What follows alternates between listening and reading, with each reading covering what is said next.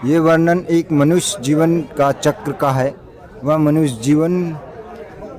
जीवन को 84 लाख प्रकार की योनियों में कष्ट भोगने के बाद सिर्फ एक बार मनुष्य प्राप्त करता है। परमात्मा के भेजे हुए पूर्ण संत से सद्भक्ति प्राप्त करके अपना मोक्ष करवाने के लिए, परंतु पूरा जीवन अपनी मृत्यु को भूलकर निडर होकर फिरता रहता है, जो कि जीव का सबसे बड़ी गलती है।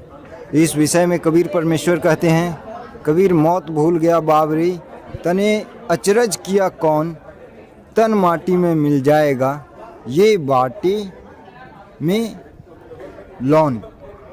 मैं आपको दिखाना चाहूँगा कि इस वीडियो के माध्यम से कि यहाँ पे आप देख रहे हैं माँ के गर्भ में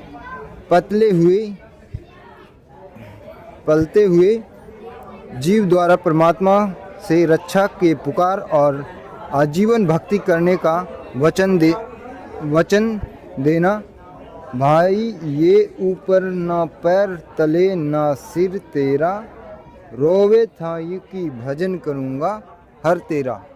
आप देख रहे हैं जब माँ के शरीर में रहता है उल्टा लटका हुआ, तो बच्चा जो है वो रोता है और परमात्मा की पुकार लगाता है कि हे परमात्मा, मुझे रक्षा करो और मुझे मुक्ति दो, मैं संसार में जाकर के आपकी भक्ति करूँगा।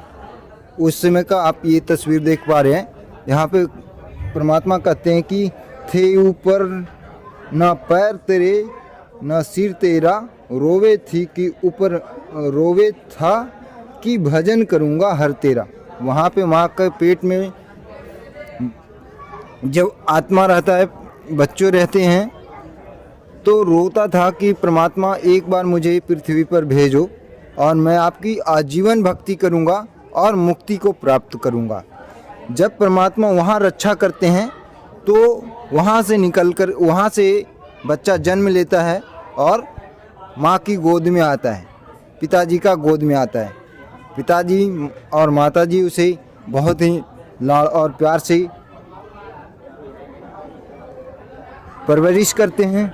बच्चे के जन्म होने पर परिवार का बहुत खुश होना और जीव पर त्रिगुणी माया, रजोगुण, तमोगुण और सतोगुण का प्रभाव हो जाता है। जब परमात्मा इस पृथ्वी पर बच्चे को भेजते हैं तब आप देखेंगे कि 3 गुण हम पर हावी हो जाता है।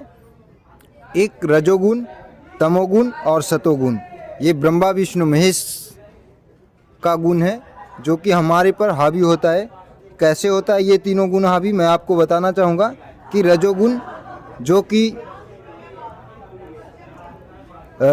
मतलब गुस्सा, अहंकार, और सतगुण प्यार की भावना, मोह माया, लोभ, और तमोगुण मतलब अहंकार, गुस्सा। एक मारने वाला, एक पालन पोषण करने वाला और एक जन्म देने वाला। आप देख रहे हैं इस तस्वीर में, यहाँ पे कबीर परमात्मा कहते हैं, बेटा जाए खुशी हुई बहुत बजाए थाल, आना जाना लगा है यो कीड़ी का नाल। अब आगे आपको बताना चाहूँगा, जब बच्चा थोड़ा सा बड़ा होता है वो चलना सीखता है, चलने के बाद खेलना सीखता है बच्चा, और खेलने के बाद फिर वो पढ़ना सीखता है। इस तरह से अब जैसे ही हम इस पृथ्वी पर आते हैं, आप देख रहे हैं कि बढ़ते क्रम में ये चल रहा है। हमने पहले परमात्मा से ये वचन दिया था कि परमात्मा एक बार मुझे शरीर यहाँ माँ की पेट से, गर्भ से हमें पृथ्वी पर भेजो और मैं आपकी आजीवन भक्ति करूँगा। अब आप देख रहे हैं धीरे धीरे कैसे हमारे जो है कि बदलता जा रहा है, हम क्या करते जा रहे हैं। हम माँ की पेट में से बाहर आते हैं, माँ की गोद में आते हैं, उसके बाद हम चलना सीखते हैं, चलने के बाद खेलना सीखते हैं और खेलने के बाद पढ़ना सीखते हैं। जो हमने परमात्मा की प्रॉमिस की थी कि मैं जीवन भक्ति करूँगा, वो हमसे दूर होता जा रहा है। किस प्रकार आप देख सकते हैं। अब जब हम धीरे धीरे बड़े होते हैं तो हम नशे का शिकार हो जाते हैं। मनुष्य की जवानी और विकार का प्रभाव जीव को संत रूप में परमात्मा द्वारा बुराइयों से दूर होने और परमात्मा की भक्ति करने के लिए प्रेरित करना, लेकिन जीव द्वारा यह कहकर टालना कि अभी तो मैं मौज करूँगा, उम्र है, अभी भक्ति नहीं करूँगा, मौज करूँगा। सत्संग और भक्ति और बुढ़ापे में देखेंगे। परमात्मा यहाँ पर जब जैसे ही बच्चा 6 वर्ष से बड़ा होता है, परमात्मा पीछे लगे रहते हैं कि एक बार समझाऊंगा समझाऊंगा। जब परमात्मा समझाने आते हैं तो हम इस तरह से टाल देते हैं कि हम तो अभी मौज करेंगे, भक्ति करेंगे, अभी हमारी उम्र ही क्या है, और हम परमात्मा की बात को टालते हैं और हम नशे का शिकार होते हैं। अब अगली तस्वीर में आपको देखेंगे, यहाँ के बाद हमारी क्या होती है, शादी होती है। अब यहाँ पे मनुष्य का गृह जीव द्वारा सिर्फ परिवार पालन में उलझाकर परमात्मा को भूल जाना। गर्भ के अंदर वचन भरे थे, अब कहाँ गई बात, उस समरथ की रीझ छिपाई, जोड़ा कुल की कुटुंब के से नाथ। देख रहे हैं, तो यहाँ पे अब रमैनी होती है, यानी शादी होता है, और उसके बाद पालन पोषण में हम लगते हैं। उसके बाद फिर हमारे पास जिम्मेदारियां बहुत सारी बढ़ जाती हैं। फिर भी परमात्मा यहाँ पे भी गेल लागा फिरते हैं हमारे साथ परमात्मा, और बोलते हैं कि आप भक्ति कर लो, जो काम करने आए थे यहाँ पे पृथ्वी पर वो कर लो।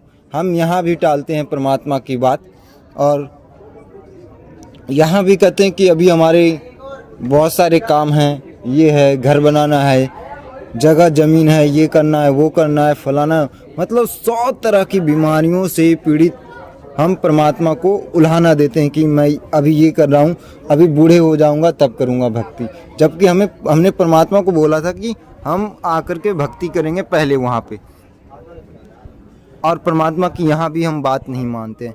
सत्संग और भक्ति करने की तो बुढ़ापे में सोचेंगे। यहाँ पे परमात्मा को देखिए, बोल रहे हैं कि सत्संग और भक्ति बुढ़ापा में सोचेंगे, अभी तो मैं नहीं कर सकता हूँ, अभी मैं अब जब हमारी बुढ़ापा हो जाती है तब हम यहाँ पे करने लगते हैं और भी अड़ंगा।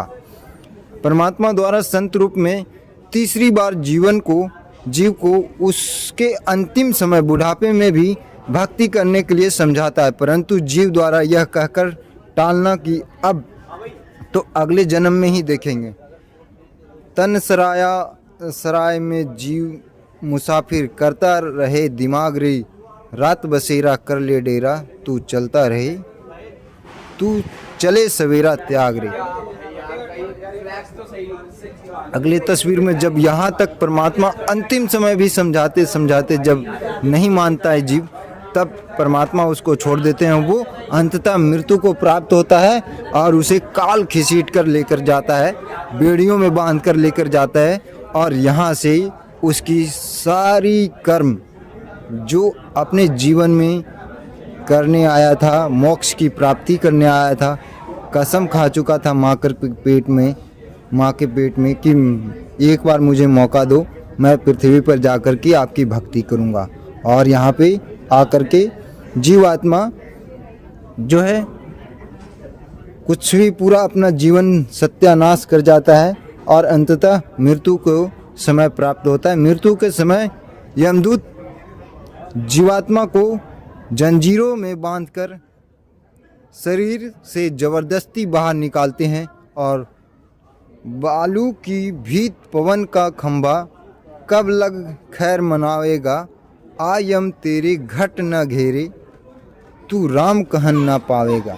परमात्मा ये बोलते हैं कि जब तुम्हें बालू की भीत और पवन की खंभा कब लग खैर मनाएगा, मतलब परमात्मा ये कहना चाहते हैं कि जो तुम्हारे पास पूंजी है उससे कब तक तुम रह पाओगे इस संसार में। आप अपनी भक्ति करो और सतलोक चलो मोक्ष की प्राप्ति के लिए।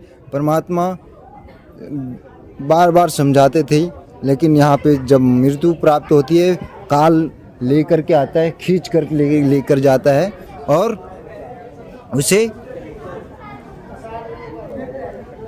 यम के दरबार में, यमदूत के दरबार में लेकर के जाता है यहाँ पे, और उसे जो उसके किए हुए कर्म होते हैं उनके अनुसार उनको सज़ा मिलती है।